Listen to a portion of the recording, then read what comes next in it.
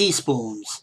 Teaspoons everywhere. Attack on Titan episode 19, I definitely gotta say, was more so on the slower side. We got a couple of advancements and we learned a little bit more about a couple different things, but for the most part this episode was definitely a lot more on the slower paced side. And at this point I think they're mainly doing that because they have an objective and a goal of where they want to end the anime based on what they're adapting with the manga. And to do that they gotta kind of slow things down a bit and stretch things out as much as possible. First off, the key to turning Eren into a Titan, basically he has to concentrate on something. The way they did it, obviously it's from the manga as well, you know, that pretty much him grabbing the teaspoon and pretty much having to focus on it turned him into a Titan.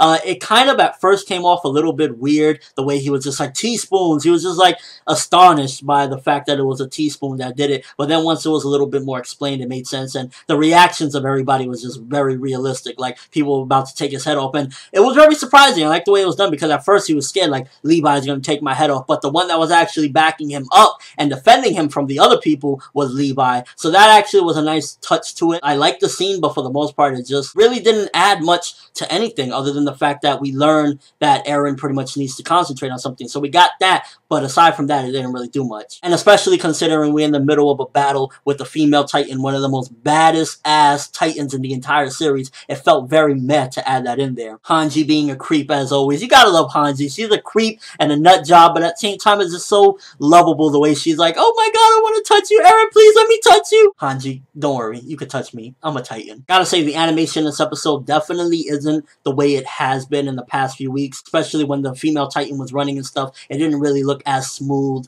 The backgrounds look kind of cool and all. They kind of look CGI-ish in a way, especially the sky ones, but the movement and everything in the episode, a lot of it was flat. A lot of the times it was panning through the episode, so the animation was not on that top tier level stuff, and overall it just wasn't the greatest animation that Attack on Titan is known for. My favorite scene from the entire episode, and probably the best scene of the entire episode, was when we cut back to the female Titan running and they play that soundtrack of that woman singing. It fits so perfectly, and she's just mercilessly grabbing people, ramming them through the trees, and like, that's why you love the female Titan, because she's merciless and doesn't give a shit. Also, quickly back to the whole Eren determination thing, it makes you actually question, is that just for Eren, the determination thing of how he turns into a Titan? Because not only does he have to hurt himself, but he has to focus on a goal for him to turn into that. And is that controlled? Like, does he have to actually like think, yeah, I want to become a Titan? Or is it just that he focuses on something, cuts himself, and bam, Titan form? Hopefully we dive a little more into that. And last but not least, it seems as though there was definitely a trust that Levi left within Eren, because he gave him a choice. Yo,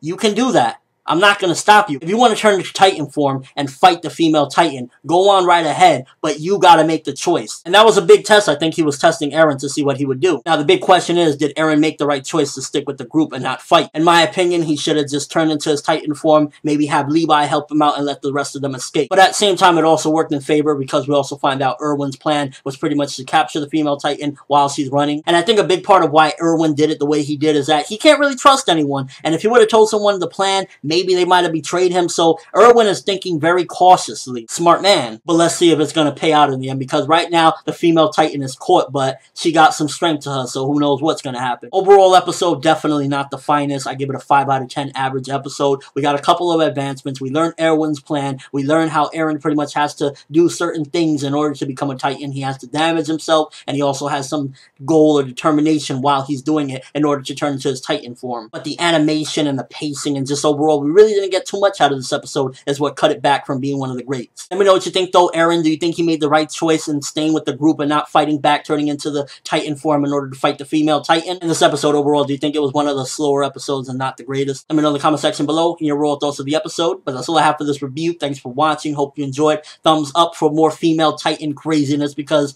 now it seems as though she might be captured and shit's gonna go down. Kudos to Erwin's plan. I'm ForneverWorld, and as always, people, have an awesome day.